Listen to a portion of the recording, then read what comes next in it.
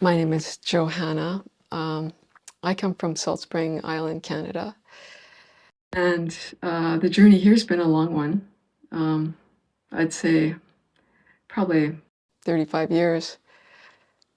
But I'm grateful to have come across Dr. Filonov's work through the American author Michelle Slater. Anyway, so I'm here on my second day driving, the first day of the retreat. I feel like I'm surrounded by a lot of beautiful people, and it's a powerful experience to be here. I'm excited for what the future holds.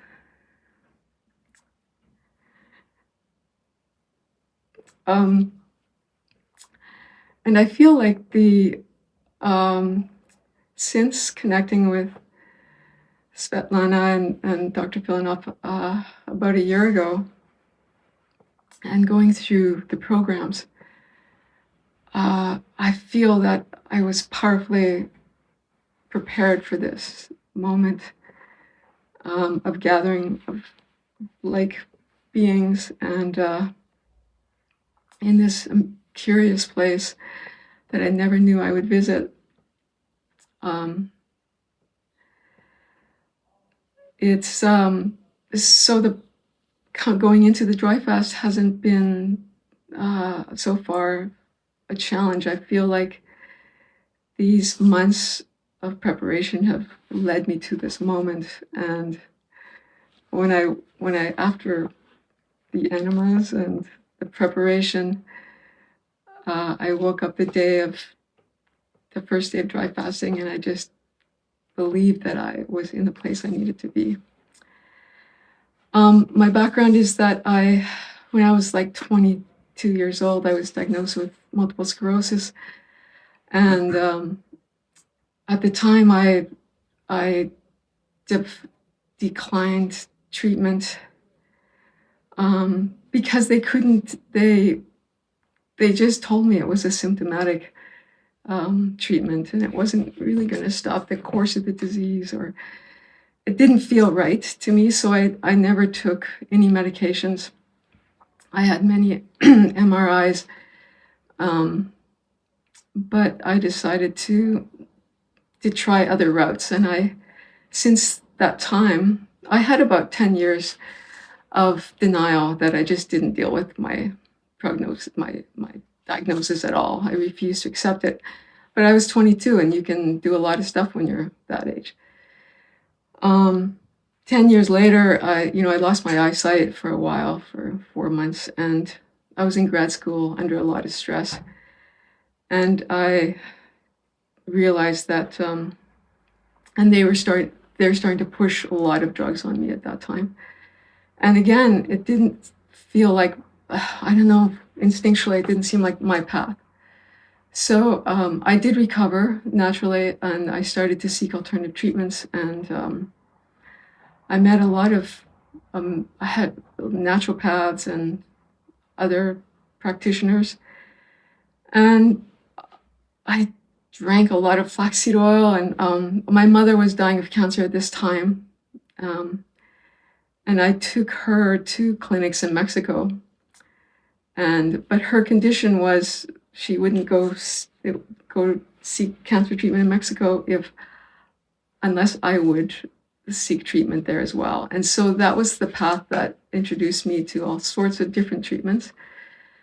And I'll try to shorten this, but I think what it did do is give me reprieve, time, and into 30 years later, or as I aged into this, as I start dealing with the effects of aging, and I started to have real effects from the disease, or I started seeking more and more alternative treatments to see what, if anything, could help delay what was happening to me. And in terms of my mobility and my sight and my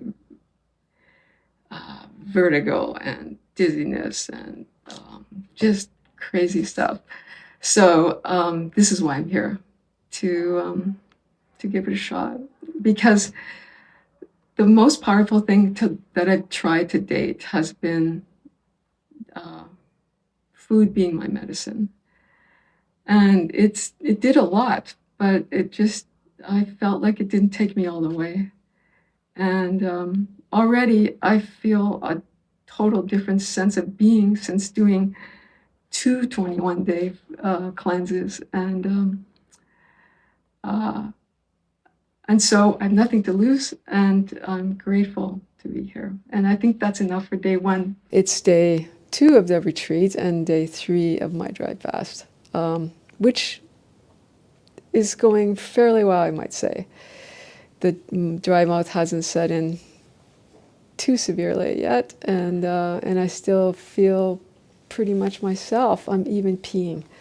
So I was thinking today about preparing for this journey, and I remember reading on the website about this amazing, there was an amazing quote about this journey and how powerful it was for your body and your soul, and to not embark upon it by asking others permission to do it.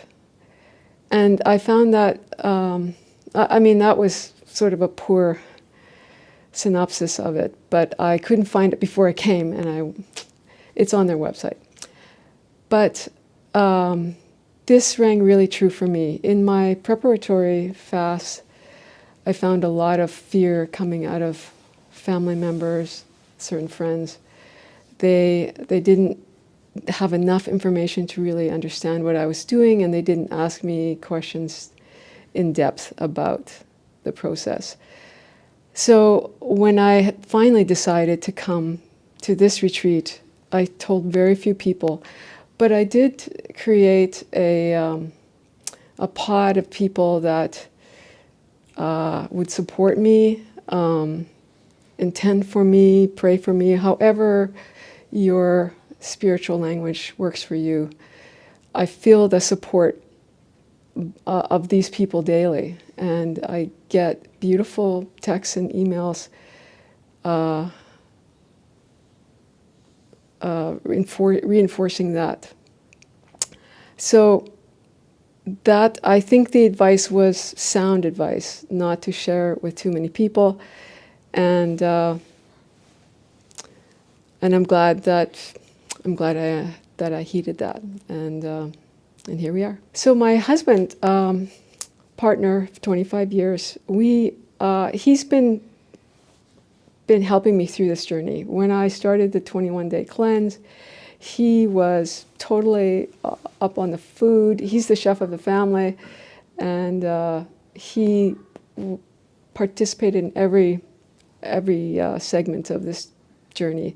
When we arrived here, because he had watched me in my initial experimental fast, he found it stressful to watch me minute by minute, and he was ready to help me break a fast when I wasn't ready to. And so what we've done is he has stayed in a charming place not far from here, and he visits me periodically, and as I have the energy, and he will continue to do so.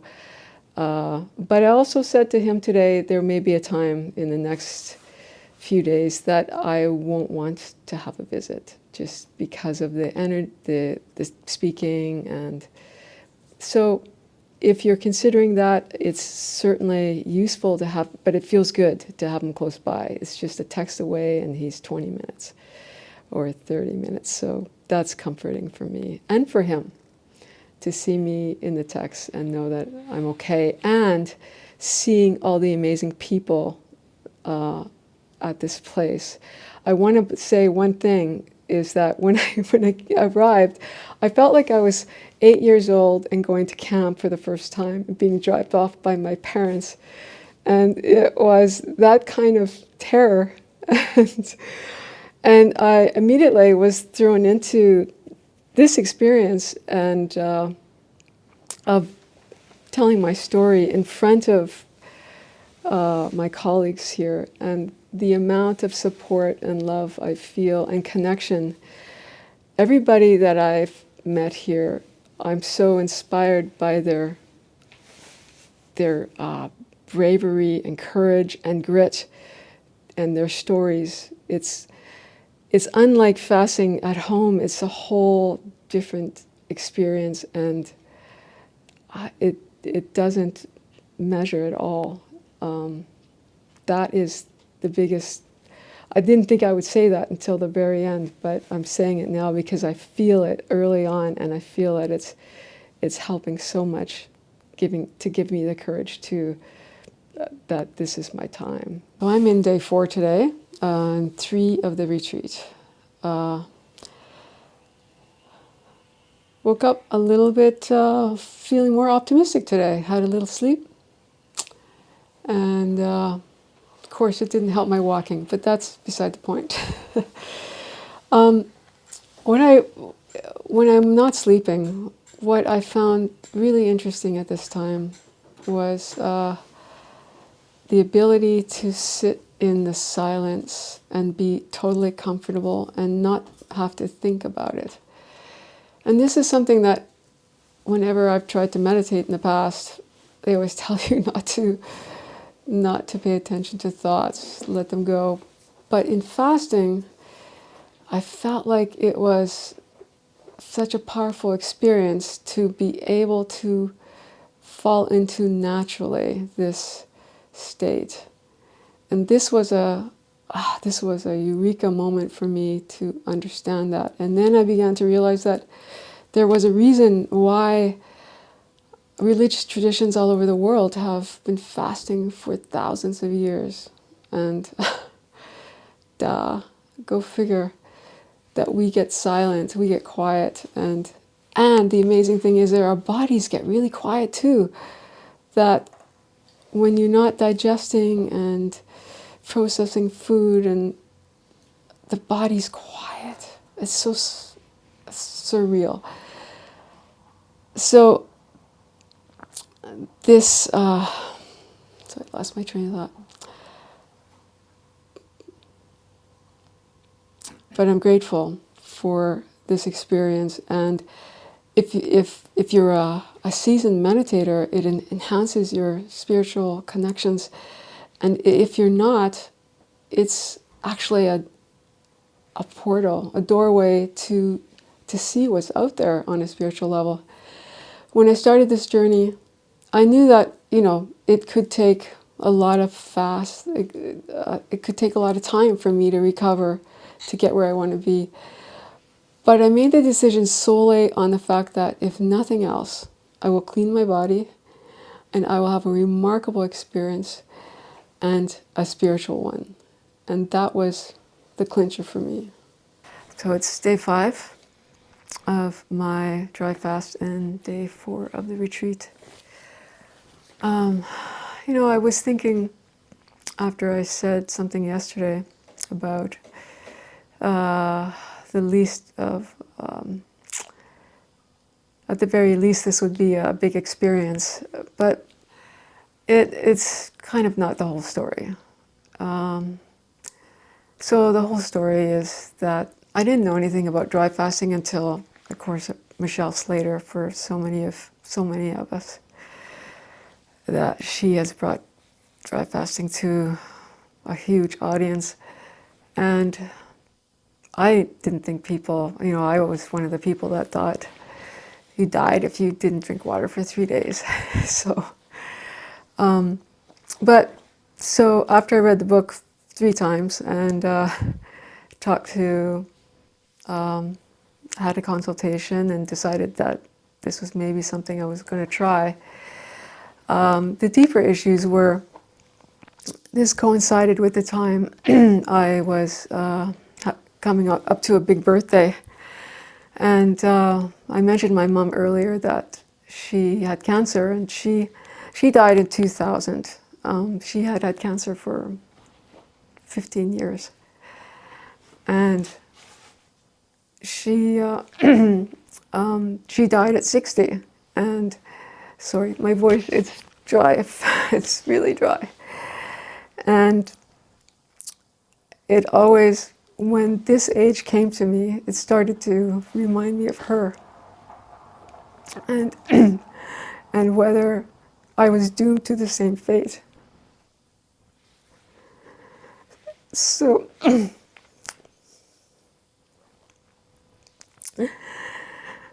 so so the dry fasting was, it felt like a serendipity that it showed up in my life at this time for something that I could do for myself. So it was a gift when it showed up.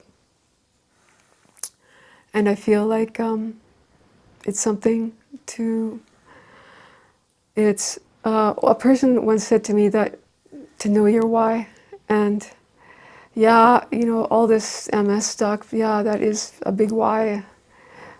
But also the why is to deal with my body and deal with, support my mitochondria, try to go through radical autophagy, clean out, and have a fighting chance at a future.